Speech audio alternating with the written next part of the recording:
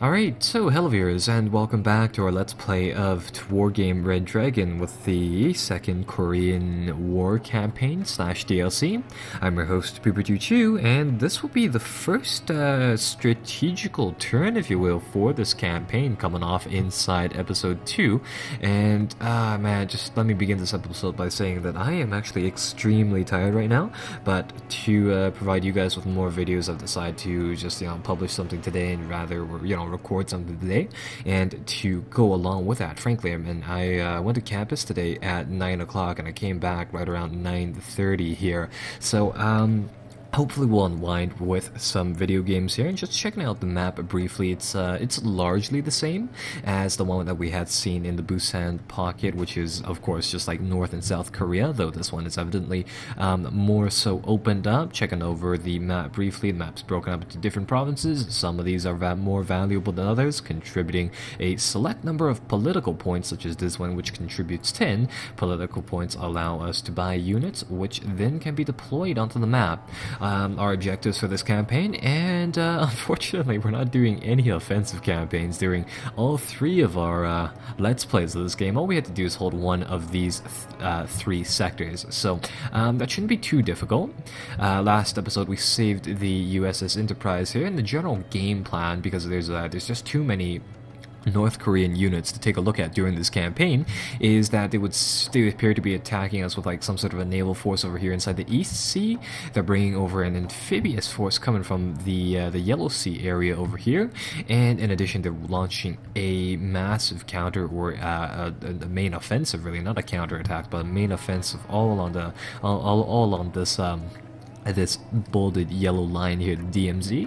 And one of the options that the game gave us here, rather not exactly one of the options, but one of the suggestions it had made, was to launch a bit of a counter attack beforehand and see whether or not we can perhaps stall the enemy so that the Americans and the rest of the Blue Fort can land. So I elected to go for a small strike over here.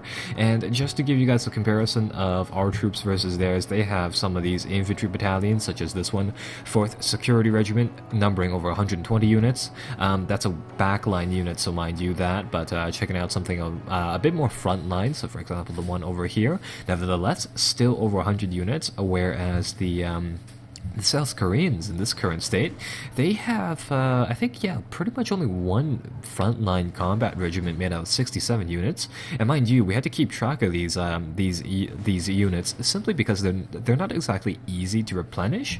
And in addition to that, we have like a few pieces of artillery, some a reconnaissance corps over there, so these are just support units, and the tank battalion over here, or regiment over here, and one over here. And yeah, in general, this is gonna be quite the hard match for us. So nevertheless, let's just begin. Let's see what we can do. Now, I've already pre-plotted the moves for us here. What I've effectively done was that I just tried to shift everything that we had here inside the back of South Korea, and I've started to move it forward. Though we also have one more option. We can buy a few units, and as you can see, we have those 20 initial political points, which we can spend on to perhaps some American or alternatively Japanese naval fleets, some land forces, of course. Not exactly understand. Yeah, I don't exactly get why you'd need to buy these units, despite trying to defend your own country and all.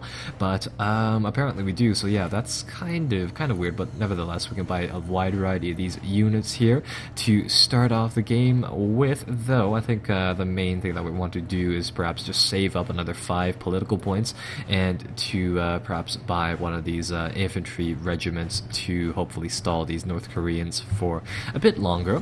But for now, what I've done is that I've scheduled one fight over here, bringing in an infantry regiment and some airplanes to stall them. The chances are is that this 9th Infantry Regiment isn't going to last or live much longer, but that'll be that. And furthermore, I'm going to try to resupply, or not exactly resupply, but reinforce the USS Enterprise, bringing in one of the Japanese escort flotillas this turn, bringing the other one next turn. We'll see whether or not we can perhaps destroy the Eastern Sea fleet before moving on to the Yellow Sea. So with that said, I mean, I hope that I kept that brief. I guess we'll just start the battle now and see what we can do about perhaps stalling the North Koreans here for one turn at the very least. So again, this is probably just going to be a meat grinder battle either way. I'm guessing that, yeah, the battle will start us off with a horrendously low amount of points and the enemy with a ton of it. And honestly, the plan here is just to get our guys deployed, get them set up, and wait through the carnage pretty much, and to see how well these Marines can do in surviving. So, well, no, these guys aren't actually Marines, but they are. Well, yeah, they're pretty much South Korean infantry. It's an infantry unit, so there's not too many, say, particularly good things here. But there's these guys' APCs are actually surprisingly good with the KAFV, which have these these little grenade launchers on top of them.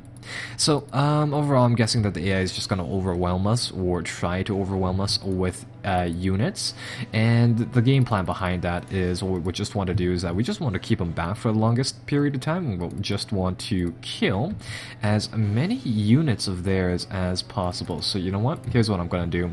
I'm just going to deploy infantrymen in mass, and I'm going to stack them inside these buildings. And we're just going to try to hold our initial starting locations here as best as we can, and really just honestly hope that we can grind these guys out before they can grind us out. So I'll buy out all of the infantry. We're probably going to need all of them to survive by 4 of these little gun tractors. They're not really strong, not really good in accuracy. Just giving you guys a brief overview of our units. We have some infantrymen, barely any at that. We have some Stinger teams, which I'll deploy. They might come in handy. Honestly, they probably won't. For support, we have some mortars, we have some reconnaissance units, which I could deploy, though I don't think it'd be honestly worth it, and some other good stuff like those guys. And I guess I'll just use the rest of the planes, or rather the rest of the points, to buy a few planes. Perhaps stack 2 cargo trucks back here, start the battle, get the air carriers here to drop off their guys, and we're just going to get them to sit still for some time. Because, yeah, those North Koreans are going to be bringing in just a wave of units here. And as you saw there, they have so many armored fighting vehicles over there, armed with little tow missile launchers. Well, ATGM systems, right? They are just going to fire off waves amongst waves and stuff like that. So, right, all we want to do is we want to keep our guys safe for now, hope that they don't manage to pick off any more of those guys, and we'll just see what we can do going from there. Right, so they're going to bring in their bombers, our Stingers are going to react, probably not going to hit. Let's see, that is not good. Our command unit here is actually burning up. We should probably get them out. I don't seem to be able to select them right now, which is kind of problematic. There we go, I think they got burned out though. And right now, the main thing is just keeping our guys safed up. I want to lure those evidently, expertly, or veteran-leveled APCs into the village here. And once we do that, hopefully we can really rip them up once they get into firing range here. Yeah, mind you, the Asian races inside this game have very good APCs for their value. They're not exactly the greatest, going up perhaps with some of the allied forces. Though our guys are horrendously more expensive than theirs. Though the main thing is that this battle is more or less just for the purposes of delaying these guys. So it's no big deal if we take, say, a ton of losses. That's, you know, deliberately unfair like that. Right, so with that said, I'll try to keep these APCs kind of safe. Looks like they brought in some more aircraft. Hopefully we got we hit them once there. Didn't manage to take it out, unfortunately. And over here I'm just going to try to keep our guys alive, draw them into this town for as best as we can, and see whether or not we can perhaps just shower them with rockets and stuff to really do some damage like that, as best as we can with this very minor force.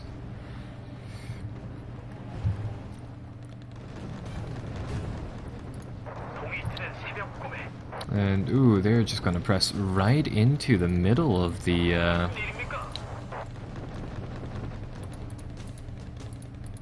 town block over here. The thing is that I don't want to, say, sandwich my guys between whatever forces that they have here. At the same time, I need to get supplies to our guys. That blob of napalm is definitely not helping me out. air. Hopefully we can get these guys, the Suchong 85, up to this building. At that point, we should have some better luck. What are they bringing in for infantry? They're bringing in their regular North Korean infantry, so that's not too tough. North Koreans have some, they have some nice, they have some nice militiamen, oddly enough.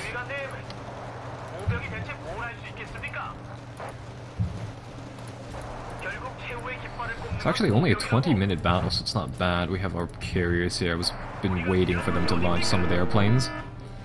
See whether or not our 2 planes can perhaps take some aircraft down. That would be useful. Oh, not really sure if I've talked about this. I probably talked about it in the multiplayer video, but one of the things that they've done is that they've rebalanced some of the anti-air weapons. So now the anti-air guns will fire at a realistic rate or something along those lines. Either way, they fire much faster and they hit much more now is one thing. And man, our guys are still just getting chewed up over here. I'm gonna get these guys over here to do an attack move command. Hopefully they'll be able to, or no, I don't want them to walk through the fire though. Want to help my guys over here out, but there's not too much I can do. And like I said, I mean, it is quite a desperate battle overall, fighting for this small town over here. And those guys are just disappearing now, so that's not bad. Hey, he's getting a lot smarter with the smoke tactics and all, though. Alright, so that's that. Let's see whether or not we can perhaps condense our lines here. I don't want to lose the FOB because that's supplying everything over here. Fire's died down. Let's get this squad to move up, get those laws in action. Show you guys the little projectiles here. They're not... they're doing a decent job. Hey, he's getting smarter too. He knows that these infantry teams, they can only carry 24 rockets at most if they're grouped up in a group of 4 here.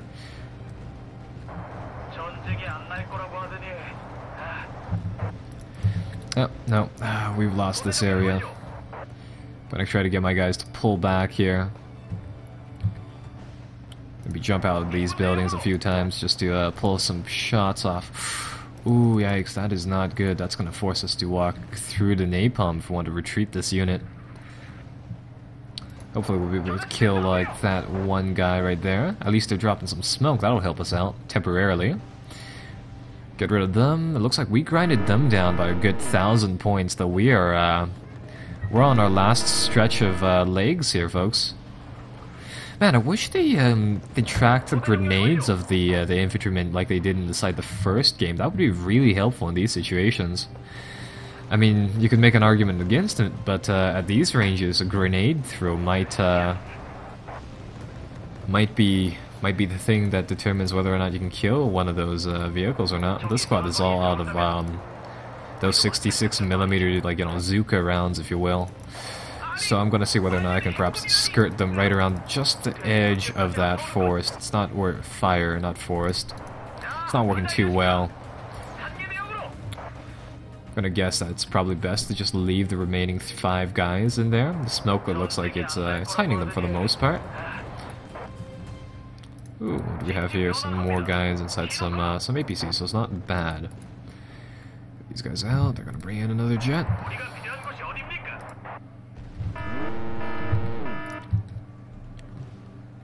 Damn.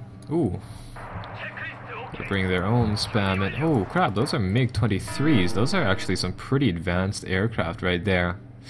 So right, that is, that's one battle down. Let's see. So overall we scored 1,200 some points worth of kills. They did 600 points of damage, and as we've seen inside the previous Let's Plays, what this will do is that once the battle's over here, the scores will be tallied up depending on what happens inside the battle. Different things will happen on the campaign map here. So for example, our forces were routed because we endured a total defeat, so we'll be pushed back 1 square on the map. And I think what the other thing it does is that it destroys our forces' morale and cohesion. These factor into how much command points you start off with, so it's fairly important for the purposes of that, and also list the losses here on the side. So yeah, this infantry unit got just absolutely demolished here, unfortunately. Though it's for intents and purposes that made its way back to the capital over here, so that's not bad.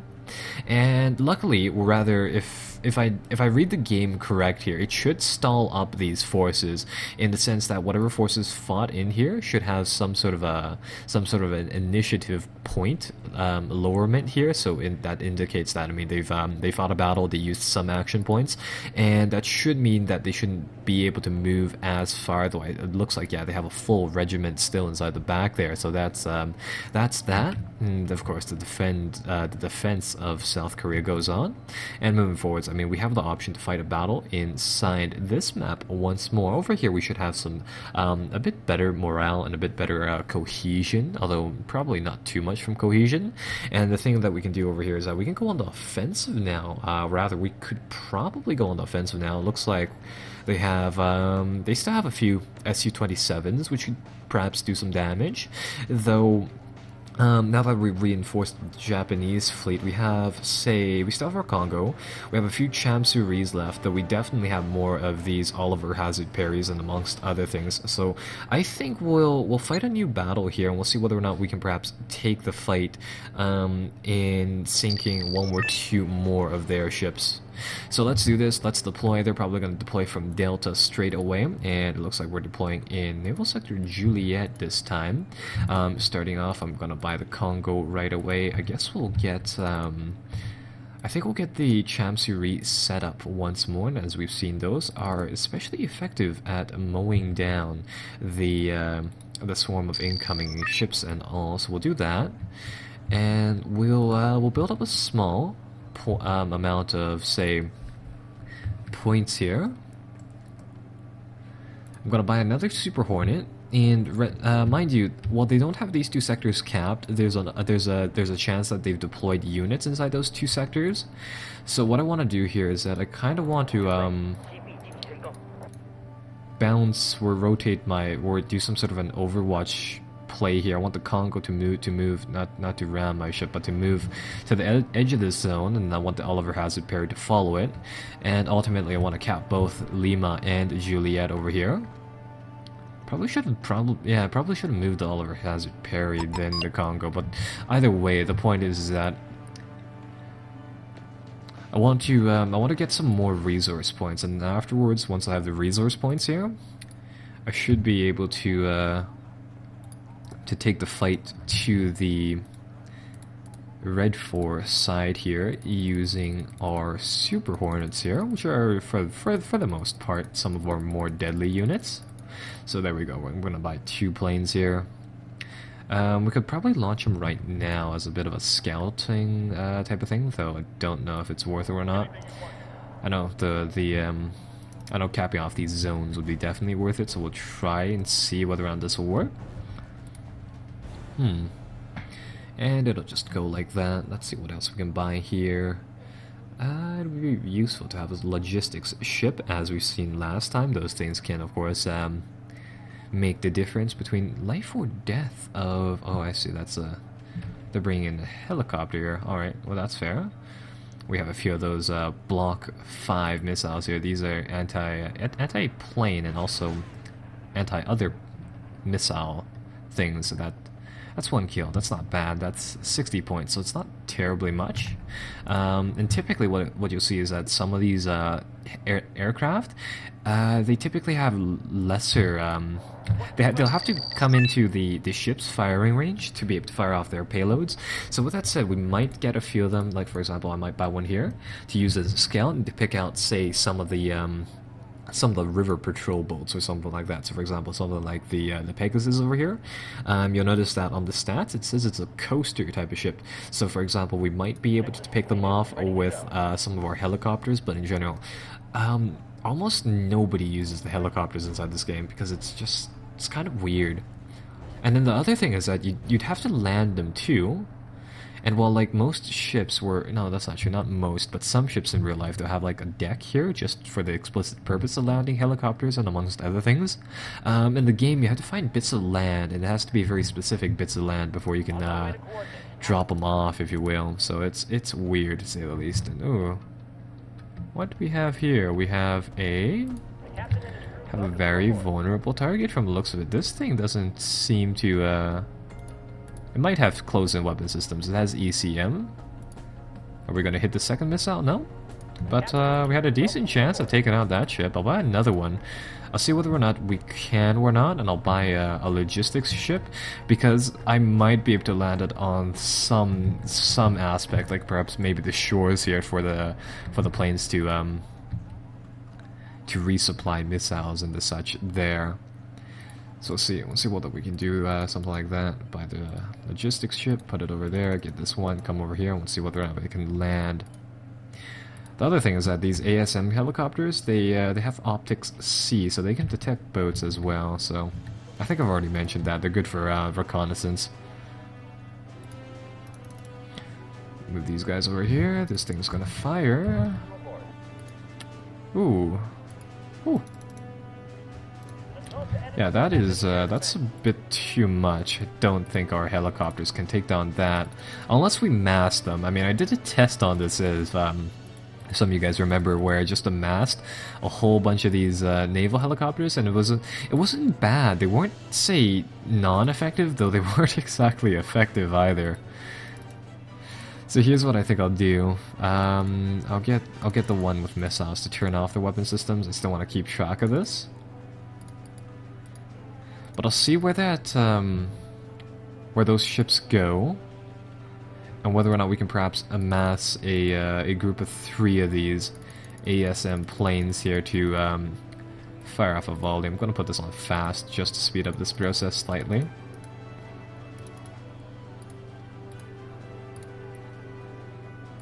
There we go. So checking out the ship, that is probably one of those Chinese medium line ships. That's the one that we're looking for. It's close to the other one, so I mean it's not particularly in target range. Let's get this ship to land, or this plane to land. Nope, that one to land. There we go. Let's bank these guys over here. I'm gonna try to go for the big ship over there. Oh, those two are already firing.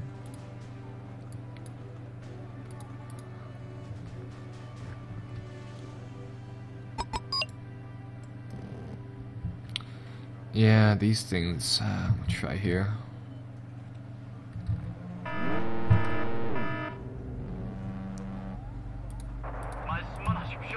Nope, those did not go through, so we'll pull them back. We'll get them to resupply here. Ooh, crap. That is not good. They are firing some large volleys coming from this direction. And they're sending planes. Let's get our Super Hornets to intercept their SUs. That is going to be trouble for us if they get some more missiles through our net here. Hopefully we'll be able to take out some of those SUs here. Nope, not a single hit. Launched all of our missiles too. They're bringing some Tarantulas. Hopefully our Super Hornets make it out of this alive, because those capital ships are pretty strong too. Checking out those Tarantulas. They also have good ECM, or good they have good close-in weapon systems and moderate ECM. So it's probably, we could try to blob them with these Penguin missiles, though again, it's not probably going to work. Bringing some closer, some Komars. See what our small AC, what our existing systems can do. Their missiles actually travel kind of slowly, so it works out for us. Hopefully the Komar here can, or not the Komar, but the Congo can use its main guns to great effect here and really bank in some targets, because those things do 2 points of damage each. Damn, these Komars aren't even valid targets for these radar-guided missiles here. That really sucks. In that case, I think we'll buy another Oliver Hazard Perry here. Oh wow, they some of those Su-27s they have are still operational. I'm rather surprised by that.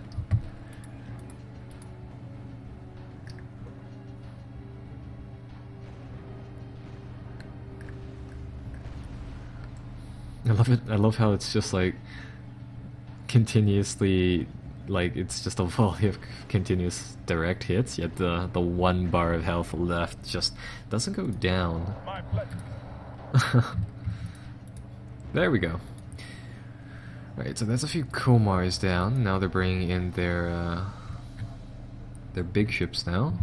These things we're going to have some problems with. Congo took a hit there. Damn. Try to pull back. We try to separate that that capital ship from the rest of the pack there. And here's what I'll do. I have the Super Hornets should be ready fairly soon. We'll let their fleet get some separation, and I want to say I might be able to overwhelm it with a mixture of Super Hornets and amongst other things. And the other thing is that if we shake it, that's where, you know, do morale damage. I'm fine with that. So this timing is gonna be off by a tremendous bunch, but we'll be able to panic it. So that's not bad. That's not great though. The other thing is that the Congos are now harpoon missiles. Those are our offensive anti-ship-to-ship missiles. Alright, so the air, yeah, the plane wave, the helicopter spam should be going in, and ooh, so close. Still need just a bit more before that thing goes down. They're gonna try to go in with their own plane spam here. Managed to grab one of those SUs. Congo's still doing fine. I really hope that the panic state allows us to really bank off a solid missile volley there. Helicopter wave comes back. Hopefully they'll do a quick resupply, quickly get some more missiles going. That ship is only shaken now, so that's not exactly great.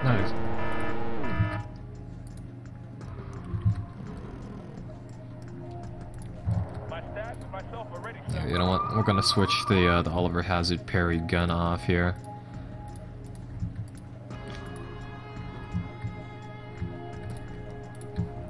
Oh yikes! We can't even can't actually deploy anything if we do that. Right, I think we'll get one plane strike to go on Nanjing.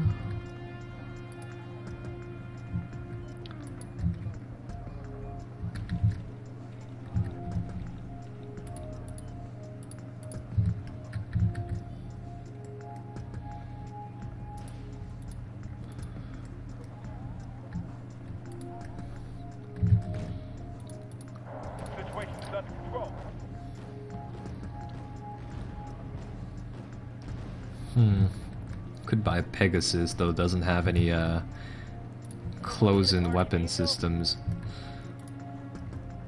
It's really problematic when it doesn't. Then it means it just can't protect itself. Bam! That's one of our ships safed up, so that's good. Let's get the missiles out. Let's see whether or not they can hit the one of the ships over there. So that's good. We can start firing off missiles. They're closing in for once, for whatever reason. So they're taking some smack coming from the main guns. So not bad, not bad. Radar operator killed right there. And damn, the worst thing about the logistics craft is that, I mean, I noticed that it blew up, but the thing is that that thing can envelop airplanes too, even if they're not landed, like for example over here, even when they're in the air. And man, that sucks. Oh, but wait, I should be able to buy in a few right now, just like that.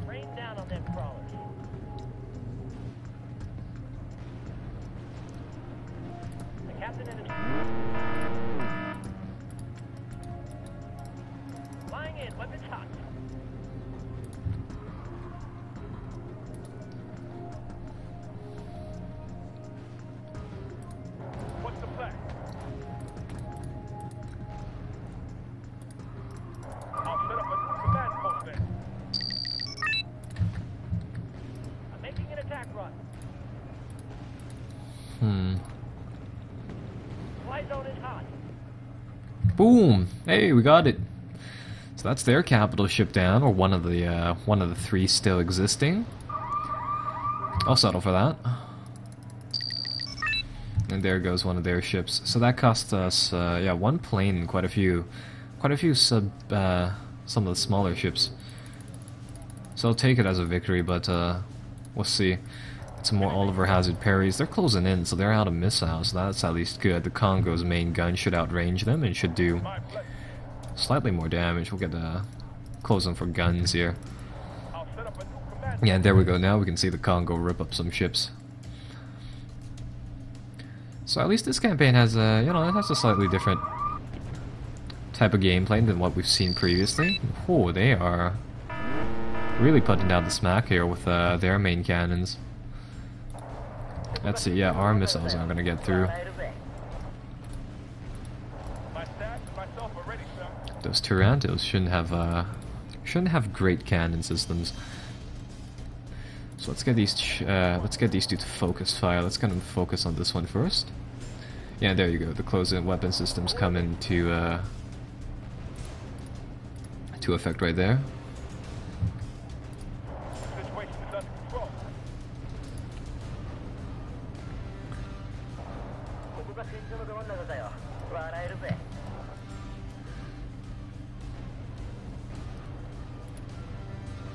It's always on that last like the last bit of health too.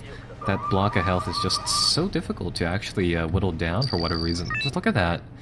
Continuous direct hits all over the board and just doesn't die.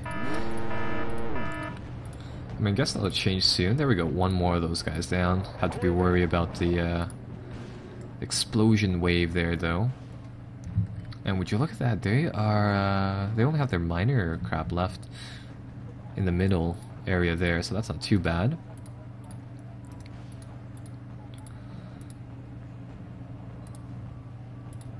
Right, so there we go, our fleet should be able to handle that. Once we get these two Super Hornets ready, I think I'll try to use them to blow up just like one of the fringe ships, because I mean every loss for them counts here. And likewise, I mean, mind you, that goes for us as well. Let's bring these guys in. Let's sweep them around. Actually, go for the SU. We have two planes to there. One. Let's close in, sweep around. They're going to evac. That's what we're going to get it, and we can make a back round like that.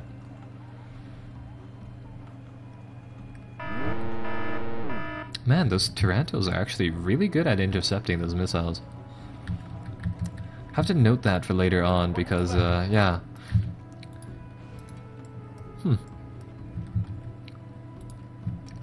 Yeah, just checking them out. Yeah, they have good good close-in weapon systems and decent ECM, I think. Yeah. It's not bad overall right now. We need to get these guys supplied with missiles and amongst other things. And we'll send them out. We'll see what we can do in the last 3 minutes here. Let's try to take out one of their supply ships, actually. Oh no, I think I'll get them to fire, barrage their missiles on one of the Tarantiles here. There we go. That's one thing dead. They're gonna bring in the Komar Swarm. Yep, those Komars aren't really that deadly without their subsidiary, their missile compartments. That's not too bad. That's one LCU used up very, very fastly like that, so we'll pull it behind the hill here so that it has some cover. I think they managed to scrape one of our ships on that run. Yeah, they managed to scrape on the Oliver Hazard berries. Oh. There we go, keep the ship safe. Bring in the swarm again. Hope that they hit this time. And there we go. So overall, not bad for this turn. We managed to do some damage to them, though, of course, we had some of our owns here. It looks like they took, unfortunately, it looks like they didn't necessarily include, per se, the AI inside the game, though they've worked around it and they've made the game nevertheless better in terms of the single player content here by making it a lot more challenging for, say, returning players here. So, taking a look at the losses, we had almost 900 of our own, but we did 200, yeah, almost 2,600 destruction points, or kill points really.